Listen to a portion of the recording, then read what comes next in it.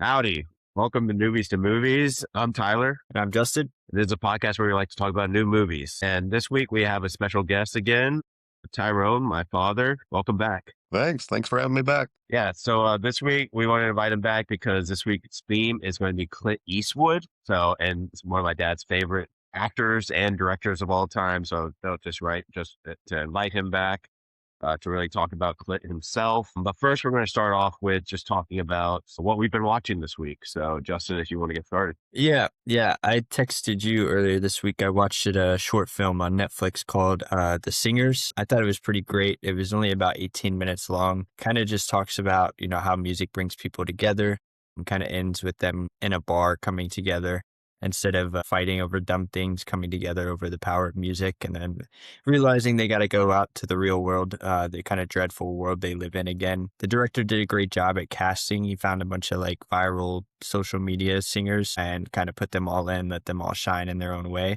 And I think the Australian voice winner was in it too. I found out this week, which is pretty neat.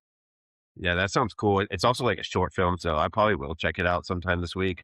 It doesn't seem like a super long watch. It's always interesting because most artists these days do come from like some type of social media. Like they either get big on YouTube, TikTok, Instagram, and then from that become big and then go on something else. So it's really interesting that they just went after that as well. What about you, Dad? Yeah, this week I finished up a series, House of Guinness, the beer, and so the early days of the company and the sort of first generation children that took it over, and the sort of trials and tribulation of family drama type stuff. Kind of, I was doing some reading on it. I think they're stretching the story a bit, but it's a cool show though. It was eight-part series. Then I started Orange is the New Black. It's an older series, but people that have seen it said it sort of falls off a little bit after the season 3, season 4. I'm only in season 2 now, but so far so good. Awesome. Yeah, I definitely want to check out the House of Guinness because you said it's a little bit more interesting than what meets the eyes of like the family history and all that. I watched a bunch of things this week. I'm getting over like a cold, so I was kind of just working from home. So I watched 2 different movies in the theaters this week. Uh, Scream 7, very disappointed by the franchise. I thought it was not a very good variation. There's a lot of stuff behind scenes that happened where they fired 2 of the main characters from Scream 5 and Scream 6 coming into it because of their political beliefs, which I think just isn't right. Like it's the United States of America. Like you shouldn't fire people just because of their beliefs. And then it could show with the product of the 7th movie. It's just horrible. They had a whole story set up for the 7th one. Just a horrible reiteration of it. Probably the worst Scream movie of all time. And not looking forward to the rest of it if they keep doing these movies, just because I think at this point they just need to cut it off. It was really good 1 through 6, and I think anything else is really bad. I also watched Crime 101, the new movie with Chris Hemsworth, Mark Ruffalo, Halle Berry. Really interesting movie. I enjoyed it just to see Chris Hemsworth do something different than like, Thor, and then see Mark Ruffalo do something different as well, become that like old veteran cop again. He does a lot. I thought it was really interesting. I kind of saw the end coming. Barry Keoghan was also in it. Very funny role where like you could tell he's like really trying to overact everyone else in that movie. Like he does some funny stuff where he's like spitting at the ground, calling people pigs. And I'm like, okay, okay. Feels kind of like out of the movie. And then I watched a show called Lioness. I watched 2 seasons of it in like one day because I really got locked in. It's about like the CIA doing some sneaky stuff. And Zoe Saldana's like the lead of it, but it's really fun to watch just to see like, uh, then get into like the CIA world and then stack some bodies, my kind of show. So was Crime 101 just like a ripoff of Heat? That's what some people were saying. No, no, not even a little bit. Okay. Because it's just totally different, like a way different.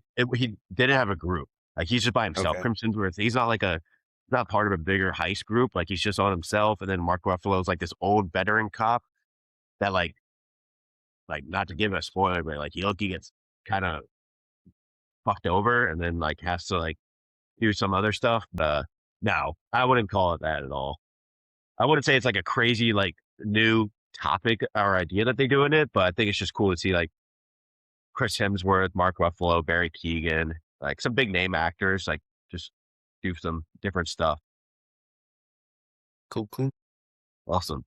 So yeah, so this week's theme is centered around Clint Eastwood.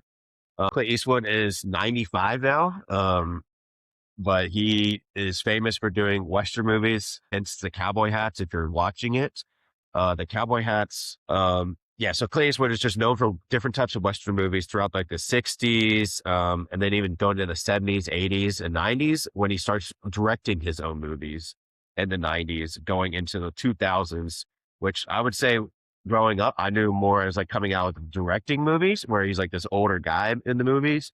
But sometimes not even starring in his own movies. But Justin, do you want to start off with like what do you think about Clint Eastwood? Yeah, yeah. Honestly, coming into this week, I've only really heard the name a lot. I haven't seen a lot of his films he's acted in or directed, to be honest. But I only knew like the gimmick of him being like the Western guy.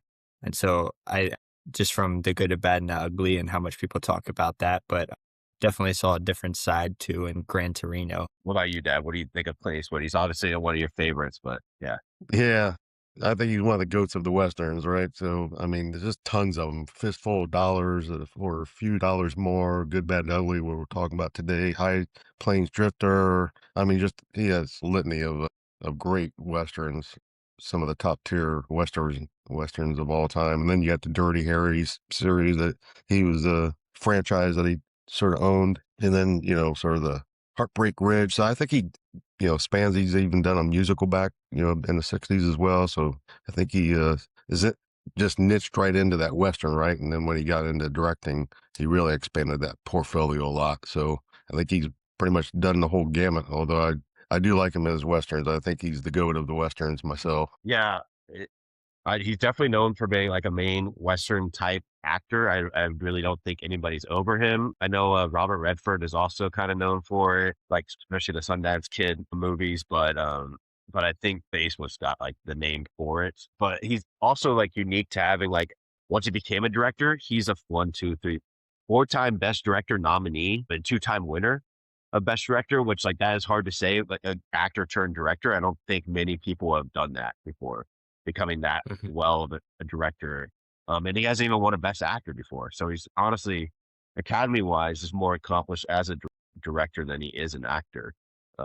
He got the Lifetime Achievement Award from the SAG and as well as the Oscars, which is also something crazy. BAFTA awards too. So he's just really like well renowned. But this week's movies that we did were The Good, the Bad, the Ugly, kind of like one of the more famous Western movies of its time. I've never seen it before, either as Justin, so that's why I really wanted to reach out to it.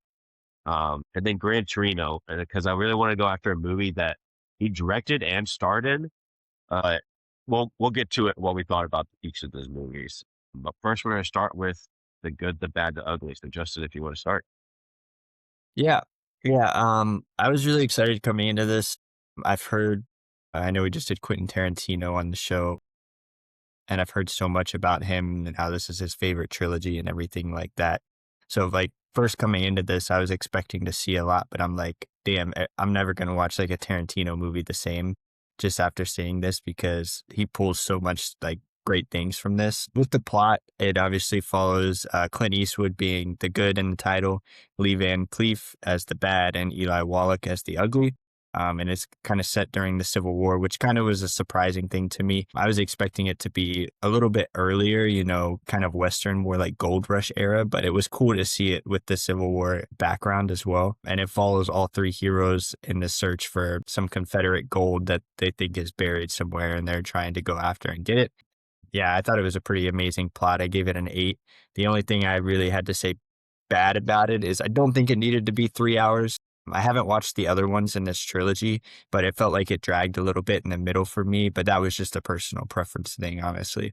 No, yeah, I definitely have like the one critique of like it felt like a super long movie where like a Mhm. lot of the middle, I don't really remember a lot that happened in the middle, to be quite honest. I remember a Yeah. lot in the beginning and like end of it, but like the middle part of it just felt like added onto it.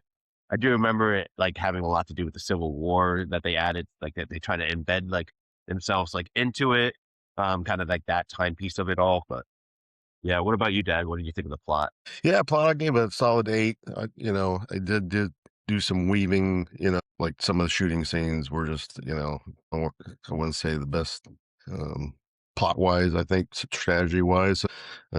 Still a solid number, but yeah, I mean, the overall plot was solid as far as, I like the twist and turns of, uh, one having the upper hand and all of a sudden the other one has the upper hand, uh, walking them across the desert type things. But yeah, I did get along in a couple of spots for me anyways, things that, didn't really help the plot or help draw drama or anything, walking forever in the desert. You can do that in a few minutes, not seem like a good while they were out in the desert. Yeah. It seemed like Angel Eyes or like the bad was like kind of on his own for much of the movie. And then like the middle, he kind of becomes involved with them. But then like he never seems like to have the lower or upper side on either of them. He's just like doing his own thing. And then it's kind of added while like the ugly and the good are just keep battling back with each other in the entire movie. They're just like constantly battling back while Angel Eyes is just on the side, like kind of like trying to one up them like intelligence wise, but then the movie kind of just like doesn't. Yeah, for the while there, I was like, you ever going to see that character again? All of a sudden, then he comes back in. But so yeah, Yeah. it's like he's gone for a while. You don't know what's going on with him, and so yeah. The kind of getting into that with the characters, I gave it a 9. I thought the characters were pretty great. It was interesting to see them, kind of openly described as their character traits in the beginning, right, with the good, the bad, and the ugly. But, you know, as I was watching it, I'm like, okay, these guys aren't that different from each other. And I think that was cool to see.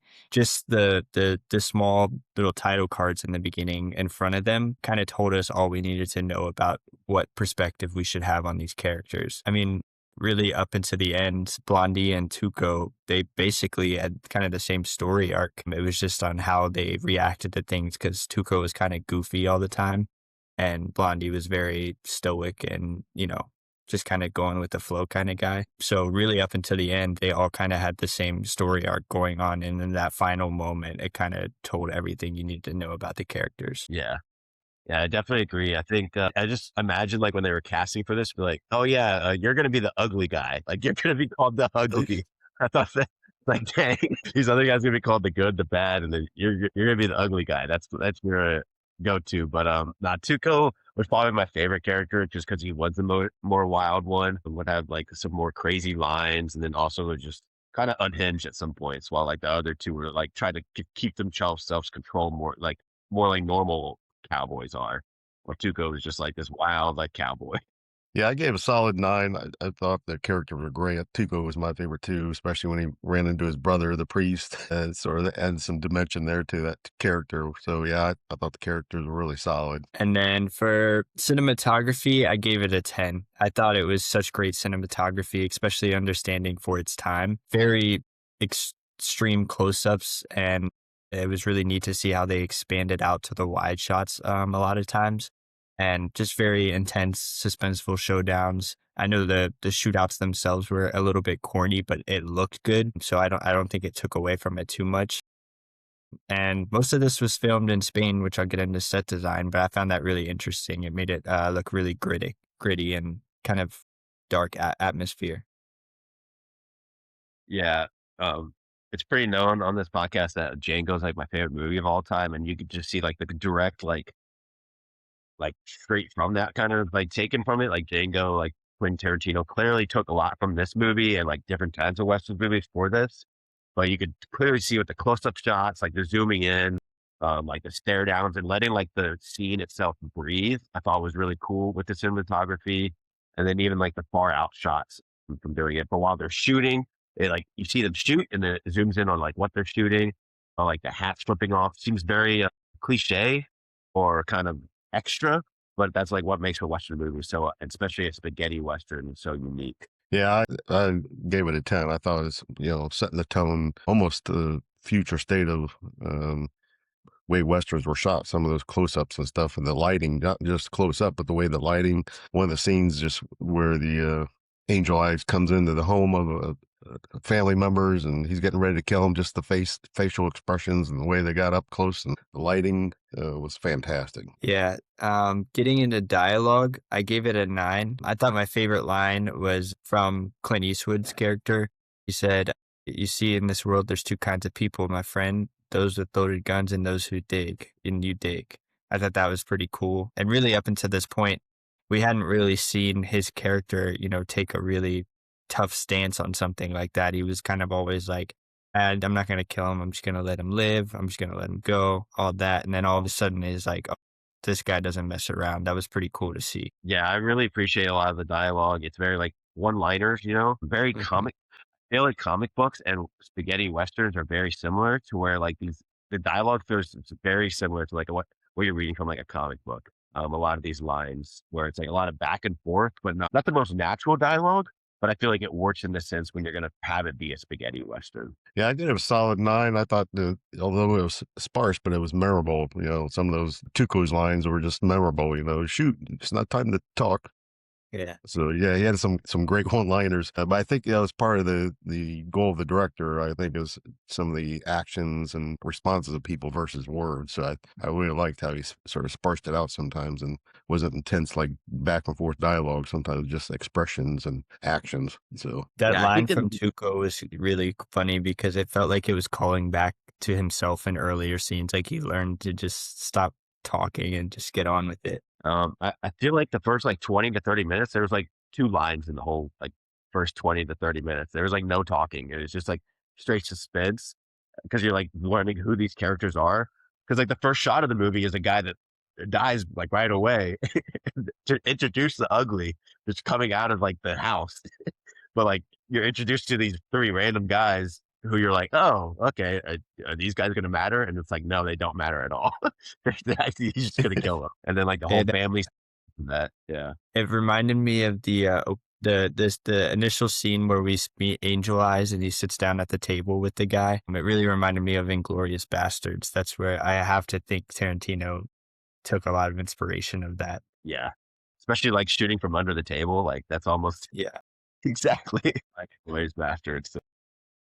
For set design, I gave it a 9. Really gritty, really realistic. Found it so interesting that it was filmed in Spain. I mean, I know they have some deserts and hills out there. I just felt like such a big world. Like it felt like out west in the US. It never felt like any of the same sets were reused or anything like that while they were traveling, which was cool, especially in a smaller country like Spain. But yeah, definitely really good job at the set design, and it made me feel pain for the characters, especially Clint Eastwood, having to walk through the desert and sitting out there, his face all scarred up, sunburnt. I thought it was really well done. Yeah, it's so interesting that you bring that up, just because spaghetti westerns are meant to be in Europe and all that. But like again, it looks straight up like the West of the United States.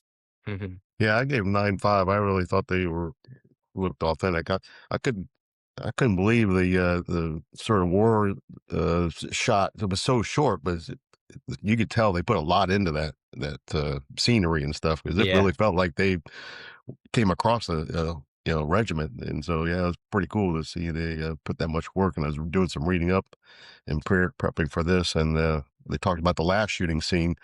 Took them over 3 days just to shoot that scene. It's pretty cool. And been reading up too. They say that cemetery.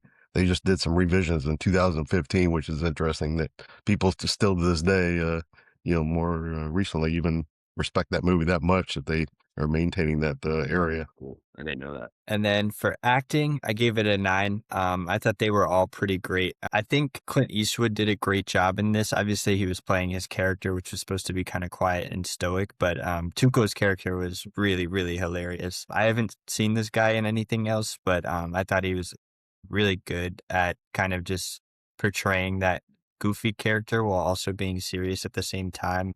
I think he'd fit in like a lot of Marvel movies nowadays. It definitely feels like that was his character. Yeah, I haven't really seen any of the other actors in much of anything else. Obviously, Clint himself, like this is probably one of his most iconic roles, just because he does this in like the trilogy of like Western films that are kind of really what he's known for. But I do remember like one of them, he looked really similar.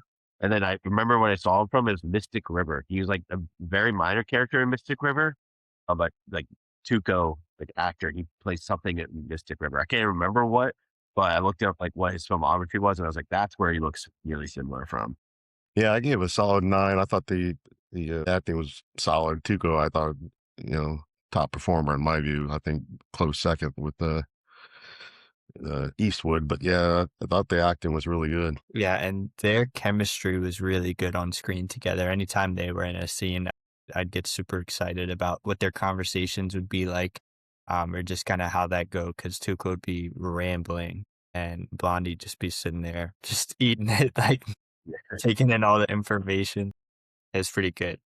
Yeah, it's interesting that this movie didn't really get any love as far as like the awards wise, but it's still like recognized as like one of the 100 best films of all time. It really makes you think of like what the Academy and all that back then, but it was probably like because it was filmed in Europe and it was spaghetti western, they probably like weren't recognizing it as like award worthy or something. And then now it's like probably one of the most famous movies from that time. So Yeah, they said they had a $1 million budget for the movie, and it came out.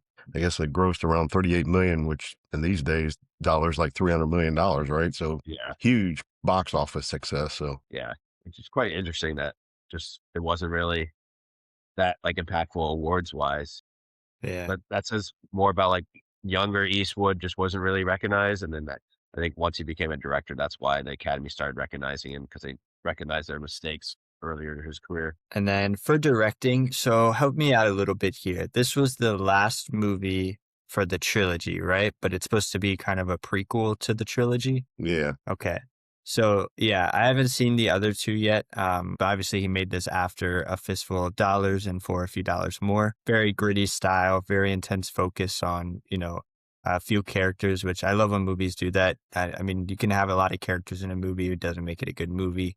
You got to make sure that these characters are built up well and they carry through their character arcs really well. And I think everybody did in this story. And I gave it a 9. Yeah, I think this movie was very well directed. And yeah, it makes me want to check out the rest of the trilogy. I haven't watched the rest of the trilogy, but this makes me want to watch the others, which is quite interesting that it is since like it's like kind of like a prequel to him. So it makes me, yeah, definitely want to reach out to all that.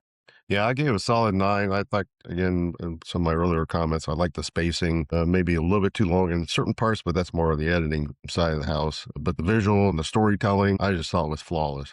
I thought it was a really good job telling the story and you know weaving in and out, but keeping to the core of the plot. I thought it was really good. So Ty, you got to tell me, is Tuco in the other movies too? No, so Damn it. his character's only in this one. I like Tuco. Um, so soundtrack, I think this was one of the best parts of this movie. I gave it a 10. Such iconic sounds, Yeah. such iconic sound effects, a really good score. That scene where Tuco's kind of running through the field and the music comes over. I think it's like Ford Truck Month commercial today, Yeah. but still, it's such a great score and such an iconic score just for some idiot running around just filled with greed, trying to find his gold. And I've heard so many of these sound effects used in so many other movies nowadays, which is so cool to see and kind of get passed down through the decades.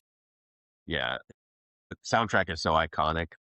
Like every time like it was cutting to Clint Eastwood or like just like some like high tense scene, it was like the same sound. But then like that running scene, I was like, wait, where's the Ford truck at? Where's the truck at? Wait a second. Because I never saw it before, so I didn't really expect that to come out of nowhere. And I was like, I recognize this sound. But yeah. Yeah, I gave it a solid 10 too. Eno, I don't know how you pronounce his first name, but yeah, he's reading up on this. He's notorious for his soundtrack. So I think he's done over 500 movies now. They said, reading up on this, guys. Yeah, I thought really did a nice job with the sounds and sound effects and all that kind of stuff. Because some westerns drives me nuts where they shoot and it sounds like they're ricocheting off of you know, a car or something, out in the middle of a desert. And so I think he really sticks to the trueness of what westerns should be. Yeah, Oh and wow. it's so brilliant to reuse the sound effects throughout the movie, and same with the score. Like a lot of the songs on the score itself sound very similar, used a lot of the same melodies. It's so brilliant to do that just because you constantly draw back in the viewer. Each of these three characters, I don't know if you guys noticed, definitely had their own kind of sound when they come on screen, when they're not necessarily in a scene at the start, which was really cool to see. It kind of, sticks in your head as a viewer while you're watching. Yeah. It was such interesting. I'm looking up the guy that made the score now, and he actually scored The Hateful Eight from Quentin Tarantino, and that was his first Oscar which I think is Yeah. quite interesting. That I bet Tarantino was just so hyped to finally get him for one of his movies. Like he's probably so old at that time, but he's like, please do this. And then he ended up winning his like only because he got an honorary award like 8 years earlier in 2000, and then won an actual like Oscar for like like the original score for The Hateful Eight, which I think is quite interesting that he did it with like Tarantino, who probably like looked up to him so much and used a lot of his score. And then getting into theme, I gave it a 10. I think another great part of this, again, I was fully coming into this just expecting like a gold rush Western. So you have those themes, right? That you're going to get greediness, kind of that moral ambiguity of being a cowboy. But then you have it on this backdrop of the Civil War and them having a moral line. But then you see these soldiers also have a moral line. You're seeing these kind of war themes that we still see today, that like there's good people dying on both sides regardless of the war. And I think it was so interesting for the cowboys to then notice that as well, and then kind of just turn around and just shoot whoever, like Yeah, gunslinging, like no issues. I'm like, why do they care about these people dying? I yeah, guess that their idea is kind of just being that it's such a tragic death, right? They're getting drawn into this war just because their brothers, their fathers are bringing him into it. And at the top, it's just, U.S. politics. But yeah, the tragedy of them getting drawn into something that they truly don't even care about. Just like the one, I don't remember if he was a colonel or what, but he was just drunk. He just really wanted to blow up that bridge. And that's all he cared about in that little pocket of a war that he was in. yeah. Right. Yeah. You have the classic themes of most Westerns where it's like moral ambiguity, where like what is right, what's wrong. And then like this one, a lot of greed is like really the focal point of this movie, of the three of them really going after this big pot of money at the end of it. But then it adds like different context with the wars and like understanding that it's different from most Western movies, to where you have the classic themes and then they go down that line. This one also has like some different subcontext that dives into those, which I think is quite unique from most Westerns. Yeah, I gave it 9.5. I really liked the exploration of morality, greed, and the whole survival thing, both of them. And I think at the very end, it's just interesting that these guys could kill anybody at any time for pretty much anything, but Yeah. they couldn't come up to the level of killing each other, which I thought was ironic. Which at the very end, you thought for sure you're just going to leave them on the rope, and ends up saving them. So just draws you into that sort of relationship that they couldn't kill each other just because their friendship was sort of under the that sort of theme layer. And then getting into editing, I gave it a 9. I had to dock it a little bit just for the age, right? Obviously, you're not going to have really great gunfights by any means, but damn, this movie had really great camera work, which we kind of talked about in cinematography. Just that the scale of the movie, really close zoom in shots to really wide shots that made you feel like you were in such a different world. So much great nonverbal communication throughout this whole movie as well. We kind of talked about how the first 30 minutes felt like it had 2 lines, but it was still building so much suspense and curiosity in my mind that kept me engaged for what, a 3 hour, 2 minute film. It's pretty impressive to see. Yeah. This kind of editing style takes a lot more creativity and like uniqueness compared to like nowadays, where you can use VFX to like really fix a lot of your like mistakes and stuff. While this reminds me of like watching back to like the Fablemans, where it, like cuts to like doing very unique stuff while film working to be able to like do shootout scenes, especially for Westerns. It just reminds me of like, that's probably what they were doing in the back room to make this not look too cheesy. 'Cause that's like what like Westerns are kind of known for. Sometimes it can be a little bit too cheesy to the point where it's like, it looks really bad. I feel like this is like a very unique case to where I didn't really feel the cheesiness in this film as much as I look back at some other Western films and see it. Yeah, I think a little bit too, Justin. Gave it 8.5 just because of the spacing and stuff. I thought they could tighten it up a little bit, but you could tell the director was going for certain things though, like the whole war running across that regiment. You could tell he wanted the spacing and stuff. So, Yeah. well, I think overall it works well with the movie, but just I thought it could have tightened it up a little bit. Yeah, overall, I really loved this movie. I gave it a 9.2 out of 10.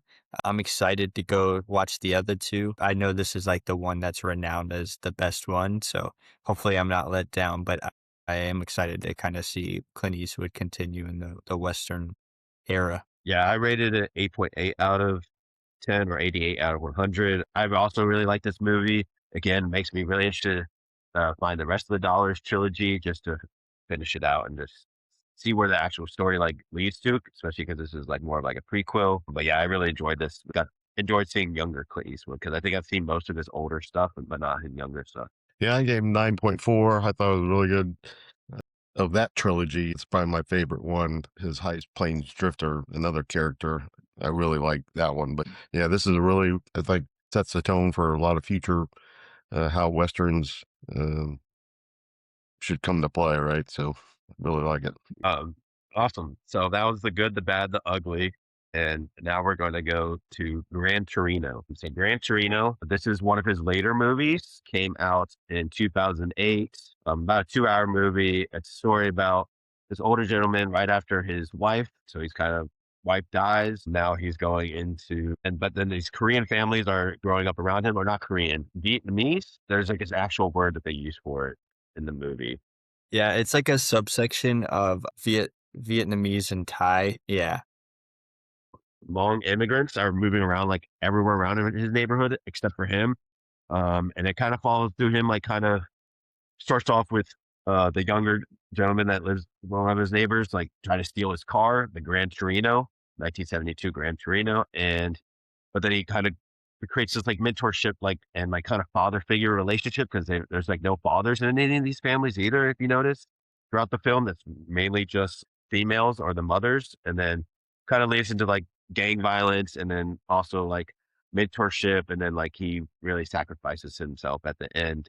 For the plot itself, I gave it 9 out of 10 because I thought it was really interesting to go after this in a point of like he was from the Korean War. It's like clearly a lot of PTSD from that war, and like didn't like what all he did there, but he had to do it for survival. And then he kind of comes back into it with like kind of relinquishing his like guilt and his sins from his past through this immigrant family and really caring for them. And then at the end, really sacrificing himself. What did you guys think? I kind of messed up when watching this. I accidentally watched the TV version. So every cuss word was instantly swapped out for like crap and shoot. And it was, yeah, it was like really bad. And the voices were not going along to it at all. And it sounded like somebody else picked up the line. Like it sounded like it switched it into somebody else. They definitely didn't call anybody back to like re-record clean lines. So yeah, I kind of messed up a little bit, but I could kind of get a sense of what they were saying. With that said, damn, does he cuss a lot in this movie and Yeah. grunt? Oh my God, he's grunting a lot in this movie. He's just like, ugh. I don't know. To me, the plot kind of felt hallmarky. I kind of talked to Ty about this last night. I know I was supposed to wait for the show, but it felt like a Hallmark movie to me in the middle of Detroit with a really angry old grunting man. Just didn't do it for me. I'm sorry. I gave it a 7.5. I thought it was solid. It's more of a character-driven story, about aging and cultural differences, and you definitely can latch on to the story pretty easily, right? It's not something that's going to throw any curves or something. It's pretty much the way you saw him from the opening scenes to the way he ended. You could tell he's, developing a little bit out of that character, which is refreshing to see, right? He was learning. It wasn't totally a jerk where he wasn't going to develop at all. So that was nice to see throughout the plot. Yeah, I think the reason why I like the plot a lot is because it does shine the light on like immigration, like families coming from an area where like they don't really have a choice. He's like, well, why are you guys even here and all this kind of stuff? And it's like, well, we actually don't have a choice. Like we had to be here. I think it really shines a light on that fact as well. And then also like him coming to own up to the fact that like not all, because right at the beginning of the movie, he's like thinking all Asian people are the same. And then he kind of realizes that's not even close to true. And he kind of relinquishes like that guilt in himself. Getting into the characters, I gave it a 7 out of 10. I really liked Eastwood's character and Tao, but everyone else for me would just seem very superficial. I didn't really get a lot from the other characters in this movie. Like you had the gang that they didn't really like dive deep into like were they forced in the gang? It seemed like no, they were just like bad people. I'm like that's why I wanted going after it, and like kind of like the hallmarky like characters like you mentioned, Justin. But Yeah, Tal's grandma was my goat, dude. Even up until the last couple minutes of the movie, she was screaming at him. I thought that was hilarious. She was like, "Nah, I know about you, white boy. Like, you ain't coming around here messing with my family." Yeah, I gave a 7.5. I thought there was wasn't a lot of complexity, behind the characters. Although I think they did grow a little bit in each their own way, especially with the tragedy of the girl getting raped and beaten up and stuff. So added some complexity to the characters there. But for all intents purposes, there's not a lot of complexity, which I like to see uh, in these kind of movies if it's going to be a character type driven movie. Yeah. Yeah, and then getting into cinematography, I gave it a 6 out of 10. I don't think there was anything really unique about this movie. It looks a lot like his other directed movies. I would say there's no like unique close-up shots or anything like that.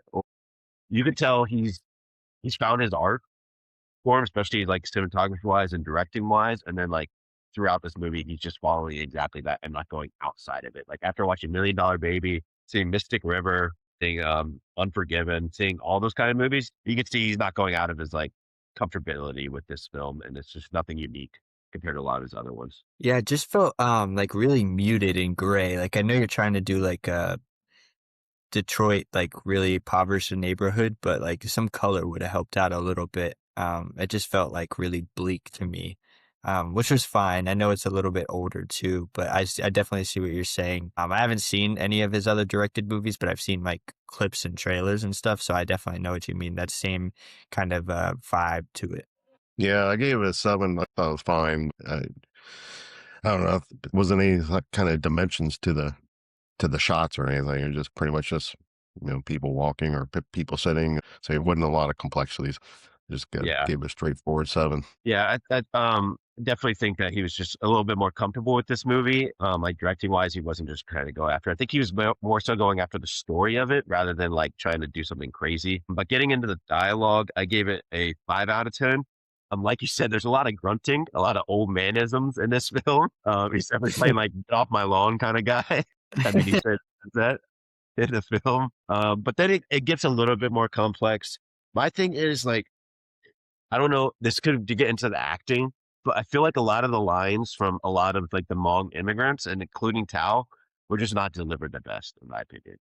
I don't know if it was like they were trying to go after the language barrier, but like just a lot of the lines seemed very like superficial and not very deep. And I feel like it was written to be a little bit better portrayed than it was. I just feel like a lot of the lines just didn't hit for me like they probably should have. Yeah, I get that. I was sitting there for about the first hour and I'm like, why does it feel like everybody's about to cuss and then nobody cusses? And then I realized, and then I was like, oh, they probably are just letting things sling in this, but I just wouldn't know. Yeah, that was your first mistake. Now, most of his directed movies, there's a lot of cussing, so like you Yeah. definitely do not want to watch the TV version of it. So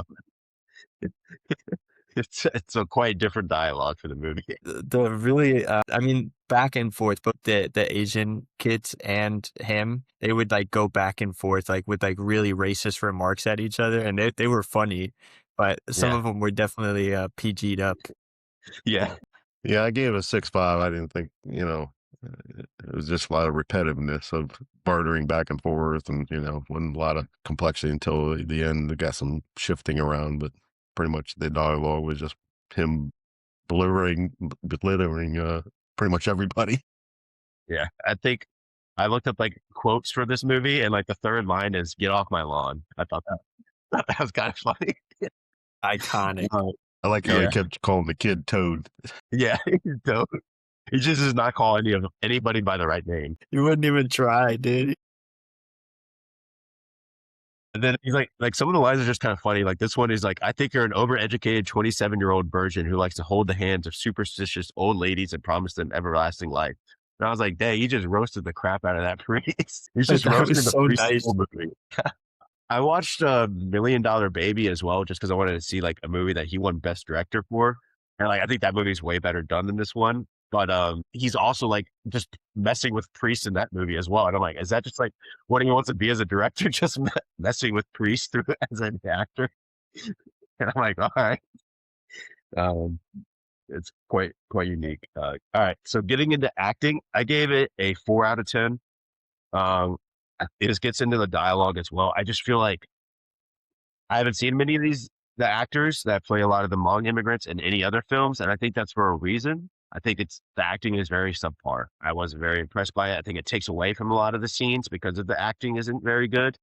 Yeah, I don't want to hit on it too hard, but I just think the acting really took away from a lot of this film. Yeah, dude, them and his actual family was like so corny. It was like really cringeworthy. Like his actual granddaughter, she'd be like, "So, Grandpa, where'd you get this cool car?" And I was like, Yeah. "Who talks like that?" Yeah. Yeah. Yeah, I gave it a 5. I didn't think, even his son, it was in one of the scenes. I didn't think he came across very legit. No. There was a lot to be desired, I think. Although I like Scott, I've seen him in other movies, but even that scene, I was a little disappointed. Yeah, he's coming off a crazy run before this film too. He does Million Dollar Baby, does the Iwo Jima movies, does like Invictus, and then he does this, and you could tell where he was given money for this film, and then like he didn't put as much effort as into these other films. It didn't seem like a passion project for him, and you could tell through the acting and the dialogue that's really also really shown. Sound effects, I gave a 5 out of 10. There's nothing unique, but there's also nothing crazy that took away from it. And so that's why it's just like middle of the road for me. Nothing special. Yeah, nothing stood out. Pretty bland. Yeah, same here. I gave it a 6. Set design, I gave it a 6 out of 10. I mean, it looked like Michigan, walked like Michigan. It's Michigan. Just looked like a normal, Michigan city. I thought like the town set, like the little bit residential neighborhood was like very what it would look like, but then like the whole like growing scene from Tao, like making the neighborhood look nice and all that. Thought that was quite unique of like a set design. Thought that was kind of cool. And the Gran Torino was pretty sick. So gotta give it +1 just for the Gran Torino itself. Yeah, the prettiest thing in the movie was the car. Yeah. Everything else was really bad. Yeah. Yeah, I gave it a 6.5. Nothing special. And that's the thing. It's meant to be rundown, right? It's meant to be Detroit rundown, looks like the hood, and it was. But there's a way to go about doing that. I think like 8 Mile, Detroit looked really bad, and in the best way possible. This Right. looked bad, and it was bad. Yeah. It was like giving too much daylight, if that makes sense. Like too much like yeah. Yeah, to Don't your wanna earlier comment, Justin, it almost seemed like we were seeing it on the grayscale. It was like, yeah, wasn't any colors. I mean, you will have colors in those kind of neighborhoods. yeah. It's not like hell. Yeah. Yeah. I don't know. Like, Getting directing, I gave it a 6 out of 10. Getting into the fact where it just seemed like not a passion project of his.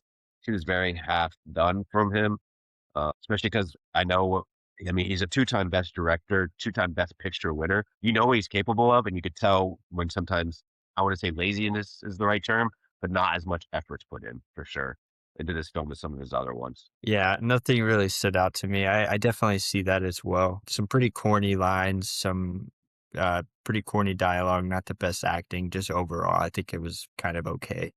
Yeah, same here. I gave it 6.5. Yeah, and then editing, I gave it a 5 out of 10.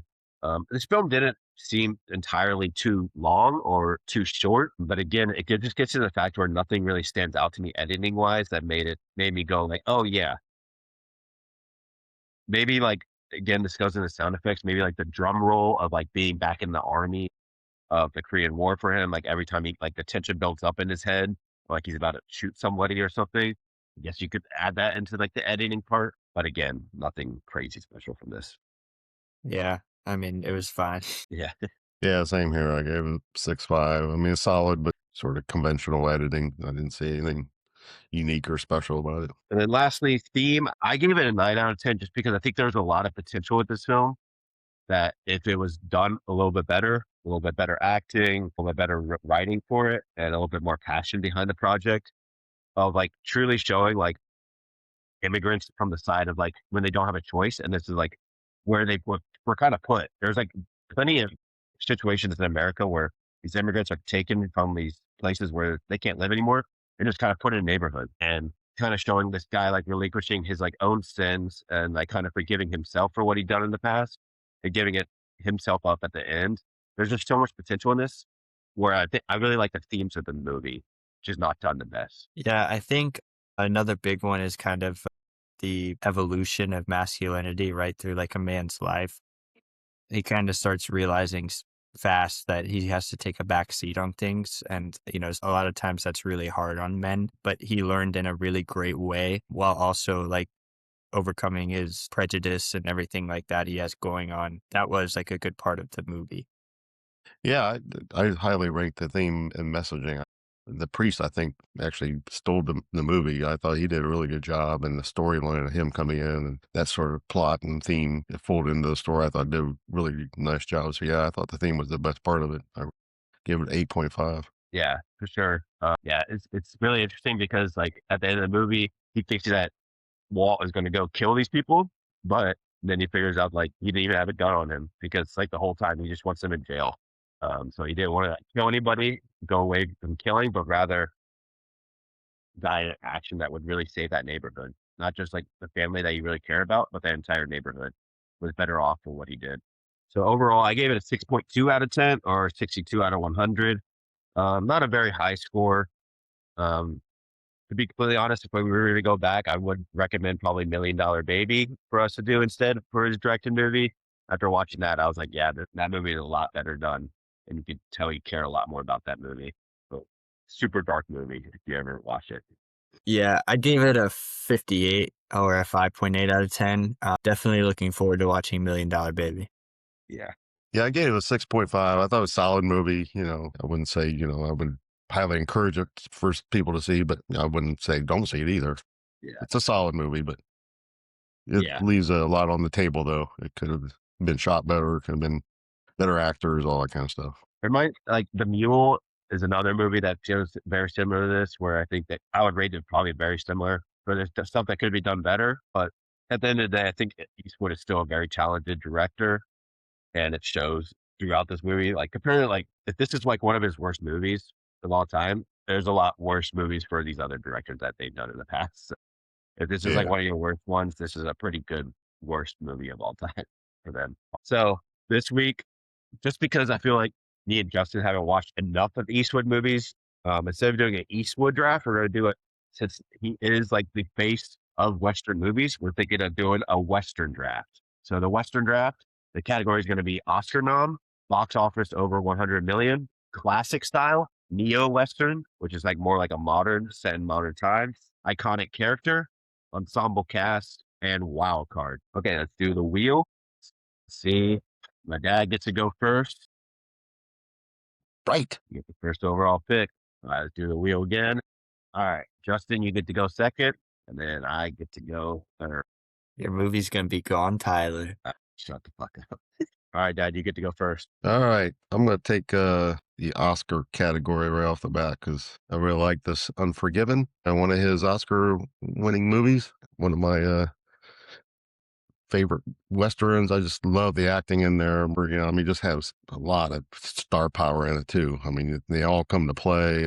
It's a great Western. I think they all did a fantastic job shooting it and the scenes and the soundtrack. I mean, it's a really good movie. Yeah, one of his long-standing relationships with Morgan Freeman. He does a lot of movies with Morgan Freeman when he directs, but also acts with him. Clearly, like a very tight friendship between them two actors that grew up with each other in the 60s and 80s, and both are still alive today, like doing just different stuff. I haven't seen Unforgiven though. And I really do want to see Unforgiven. It was next on my list just because it did win Best Yeah. Picture. And Definitely recommend Gene Hackman. I mean, just got stars throughout it. So really good movie. yeah. All right, Justin, dude, just do it already. The D is silent, Tyler. Give me Django Unchained for Oscar winner. Go ahead, talk about it. This movie's great. I mean, we've talked about it so much on the show.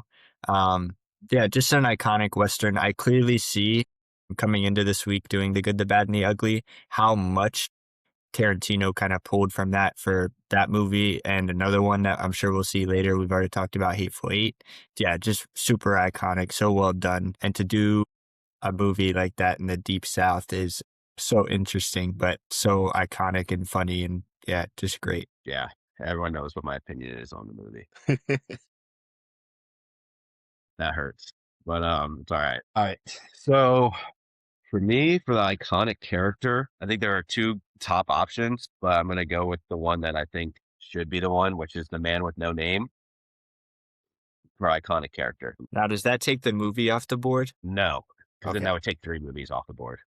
Yeah. So it does not take the movie off the board. I just think he is probably one of the most iconic names of any Western movie. I mean, they created a whole trilogy off of him. It's why Clint Eastwood became such a big actor at the time, anyways. Yeah, makes me want to watch the other parts of the trilogy. But yeah, I think it is like the most iconic character name. That's why, and he doesn't even have a name. Yep. So for this next one, I'm going to go with Neo. So a more modern one. And I'm going to take it away from my dad and Sicario. Damn it. Interesting.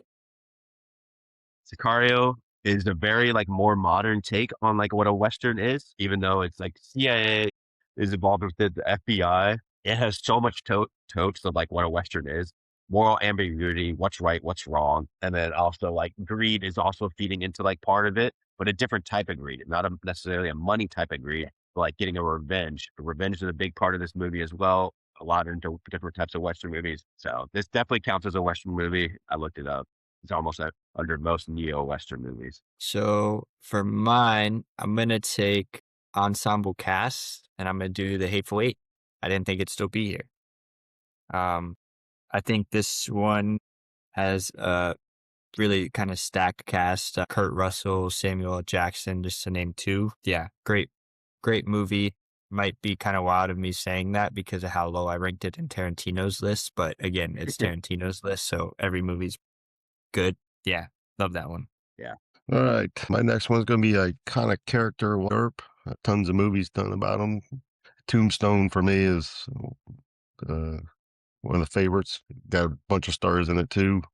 But yeah, I like that sort of wider story line that you see in a lot of movies about him. Interesting. That's the name that you choose from that movie. Not for sure. Yeah, there's other names. Yeah, there's other names you can pull out there, but I like the Wyatt Earp storyline. That does not eliminate the movie. Yeah. All right, what's your next pick? It's your pick again, Dad. My pick again. Okay, I'll do a classic style. I love Butch Cassidy and the Sundance Kid. One of my favorite movies as well. I have not seen this one, but I've heard really good things about it. Yeah, Robert Redford, Paul Newman put on a classic sort of robbery around the world type venture. Really good storyline, really good plot, really good acting. To the goats of stars out there Yeah. with Newman and Redford. So they really bring it in that movie. I mean, they straight up like name a film festival out of it. Like Sundance Film Festival is named after Robert Redford because he created it. He names it the Sundance based off his characters. Yeah. Cool. Yeah, you guys are really letting me cook here. I'm gonna go ahead for classic style and do the good, the bad, and the ugly. Yeah, we just talked about it. I really love this movie, so yeah. Yeah, we talked about it. Surprised that this one is still available, but it's just like, where do I want to take it? And I'm thinking I'm going to take it in classic. I'm going to take Tombstone. Tombstone is one of my favorite Westerns. Val Kilmer, Kurt Russell, Sam Elliott, Bill Paxton.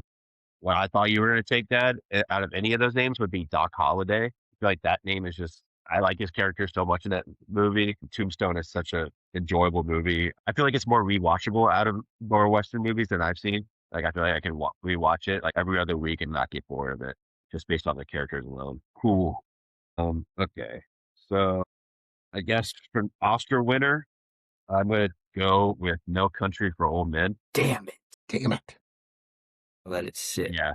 Surprised that you guys let it sit for this long. Very iconic year that it won it over.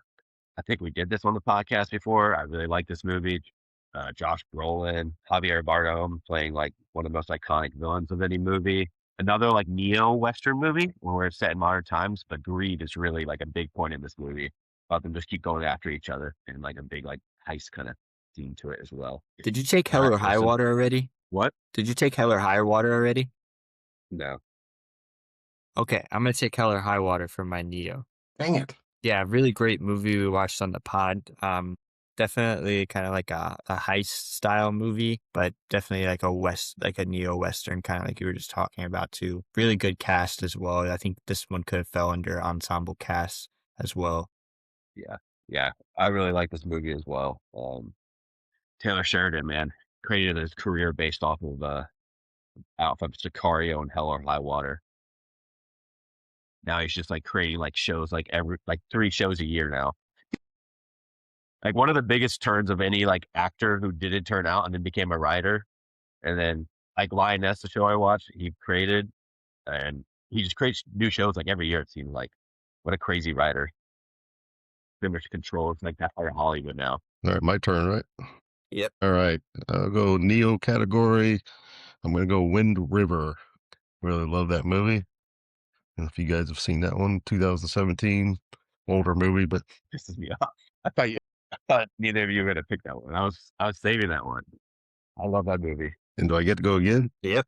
All right. For the over 100 million category, Magnificent. You guys took some of my movies, but Magnificent 7, really good, solid movie. Yep. Yep. Yeah, that's got a crazy cast as well. Yep. Insane cast. All right. See it, Let me Justin. see. Just making sure. All right. I'm going to take Rango for box office over 100 million. Obviously animated film, but I think it's really good. I think there's a lot of really good themes in it. And yeah, Rango's a dog. Hot take. I don't like that movie even a little bit. Looking for that movie. Damn. Okay. I also really don't. I also really don't like Hilarious. that. I I also could have really waited don't to the like. last pick. Yeah, I also really don't like Magnificent Seven. So don't really feel hurt by those 2 picks, to be quite honest. All right. So box office over 100 million. I don't know how this is still on the board, but True Grit. This movie is so well done. Matt Damon, Jeff Bridges, young Haley Steinfeld gets nominated for an Oscar at like 13 years old for this movie. Justin, have you seen this? Yeah, it's good. Yep. It's really good. I was surprised that it got to this point, but I'm happy with it. And then for ensemble cast, I'm going to take The Assassination of Jesse James by the coward Robert Ford. That is a title. Jesus Christ. Yeah. I'm just going to put Assassination of Jesse James to help Madison out to write that all out. I mean, But somebody, cast there wasn't crazy. a board meeting to shorten that one up. Yeah. Yeah, it's quite a name, but Brad Pitt is the lead role in this movie with Casey Affleck also in it. And then also has Sam Shepard, Paul Schrader, Jeremy Renner, Sam Rockwell, Zoe Deschanel. Crazy cast in this movie. Also this is a very slow movie though, but the cast itself is insane, and I'm a big fan of Brad Pitt. All right, my pick here. I'm going to take one that I don't think you guys would have taken, and I was going to take for Neo. I'll take it for a wild card. I'll take Logan. Yeah. Yeah, That is really really good one. Such an interesting thing to kind of take a comic book character like that, in his dying years and put it over such a dark, gritty Western front. Is a really great movie. I think people would argue that it's the best thing Fox ever did with X-Men. Yeah, really great. that or Days of Future Past, either or. Yeah. Yeah. All right, Dad, you get to finish your team out. Ensemble cast. I'll take 3-2-10 to Yuma. Bunch of stars in it, Crow and Bale. Just a great movie. I love the plot line, love the story to it, love the actors. Great movie. The wild card, I'm going to take Urban Cowboy. Great John Travolta movie. Love the storyline of love and all that kind of stuff woven into struggles of separating, all drinking, all kinds of storylines in that one. So. Yeah. I haven't seen Urban Cowboy, but I've seen 3 to 10 Yuma. I like 3 to 10 Yuma. I think at some points I just get a little bit bored, but I'm also just not the biggest Russell Crowe fan I am a big Christian Bale fan. So. All right. So for my iconic character, I have a number of people here, but my main goal was to go with a space cowboy for this one, as there was not a space cowboy in the genre. So I did a little pivot from what I told Ty I was going to do last night. I'm actually going to take Spike Spiegel from Cowboy Bebop, the anime. Yeah, iconic character, bounty hunter in space. Definitely kind of a grittier tone to that show compared to some things like Star Wars or stuff like that. So I really like that show. It's really short. It's a 1 season, kind of in and out, made like a movie, beginning, middle, and end for the season. So yeah, not a movie. I might be cheating. You can veto it if you want, but a very iconic character in that world and the anime space. Man, when you said space, I thought for sure you were about to say Han Solo. I know I pivoted a little bit. I told Ty last night Boba Fett. I told Madison Mandalorian. So you guys are all thrown off.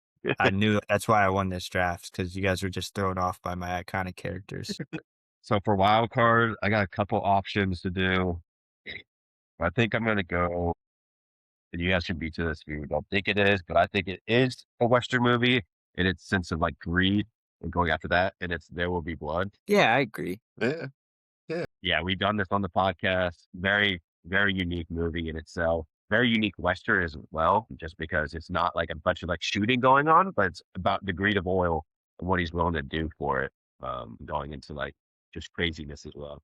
But awesome. So my team, Oscar nom, I did No Country for Old Men, box office over 100 million, True Grit, classic, Tombstone, Neo, Sicario, iconic character, Man with No Name, ensemble cast, Assassination of Jesse James by the coward Robert Ford, the wild card, There Will Be Blood. Yeah. My team, Oscar nom, I had Django Unchained. Box office over 100 million. I had Ringo. Classic, I had The Good, the Bad, and the Ugly. Neo, I had Hell or High Water. Ensemble, I had Hateful Eight. Wild card, I had Logan. And iconic character, I had Spike Spiegel from Cowboy Bebop. Yeah, for me, you guys took some of mine, but I'm happy with my team. Iconic character, I had Wyatt Earp. Oscar winner, I had Unforgiven. Over 100 million, Magnificent Seven. My classic, Butch Cassidy and the Sundance Kid. The Neo was Wind River. Ensemble cast is 310 to Yuma. And my wild card is Urban Cowboy. All right, Dad, I got two questions. I guess it's 7. Is it the new one or the old one? The newer one, Okay. Chris Pratt and Yeah. Denzel Washington, right? yeah. I think it came out in like 2016, something like that. And then same with 310 to Yuma. It's like the 2008 one, right? Yeah, the 2008. Just wondering because they're both remakes of older ones. So I just want to make sure. Awesome. Well, thanks for coming on again, Dad. Hope you had a fun time talking about one of your icons, Clint Eastwood. No, I really enjoy the podcast. You guys I see you guys went over the 30 mark, so you guys are doing some great work. So appreciate it, and like reading all the interesting comments you guys get too. Those are fun to read. Yeah.